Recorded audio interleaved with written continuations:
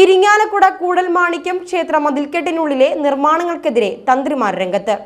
തങ്ങളുമായി ആലോചിക്കാതെയാണ് നിർമ്മാണ പ്രവർത്തനങ്ങളെന്ന് തന്ത്രിമാർ. കൂടൽമാണിക്യം ക്ഷേത്രത്തിന്റെ തെക്കേ നടപ്പുര വാതിൽ വീതികൂട്ടൽ, വെടിക്കെട്ടുപുരയോട് ചേർന്നുള്ള പുതിയ കെട്ടിടം എന്നിവയുടെ നിർമ്മാണമാണ് തന്ത്രിമാരുടെ പ്രതിഷേധത്തിന് കാരണമായത്. ഇവയുടെ നിർമ്മാണം തങ്ങളുടെ അനുമതിയോടെയല്ലെന്ന് തന്ത്രിമാർ പറഞ്ഞു.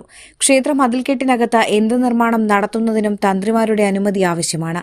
യാഗശാലയിലാണ് ദേവന്റെ പ്രതിഷ്ഠ എന്നുള്ളതിനാൽ കൂടൽമാണിക്യം ക്ഷേത്ര മതിൽക്കെട്ടിനകത്തെ നിർമ്മാണത്തിനും തച്ചുശാസ്ത്രപ്രകാരം ക്ഷേത്രം, യാഗശാല എന്നിവയുടെ കണക്കുകൂടി നോക്കണം.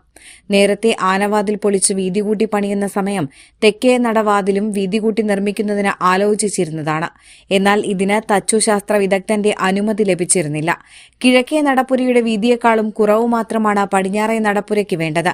അതിലും കുറവാണ് തെക്കേ നടപ്പുരയ്ക്കും വേണ്ടത്. ഇത് പരിഗണിക്കാതെയാണ് വീതി കൂട്ടിയിരിക്കുന്നതെന്നാണ് വിദഗ്ധർ പറയുന്നത്.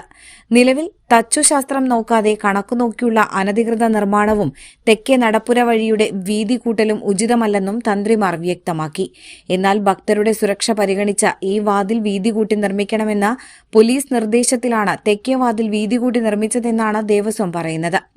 കൂടാതെ വെടിപ്പുരയ്ക്കും വെടിമരുന്നിന്റെ സുരക്ഷിതത്വത്തിനും വ്യത്യസ്ത സ്ഥലങ്ങൾ വേണമെന്ന ഫയർ ആൻഡ് എക്സ്പ്ലോസീവ് വിഭാഗത്തിന്റെ നിർദ്ദേശത്തിലാണ് പുതിയ കെട്ടിടം നിർമ്മിക്കുന്നതെന്നും ദേവസ്വം അറിയിച്ചു. നിർദ്ദേശം പരിഗണിച്ചില്ലെങ്കിൽ ലൈസൻസ് നൽകില്ലെന്ന നിലപാടാണ് എക്സ്പ്ലോസീവ് വിഭാഗത്തിനുള്ളത്.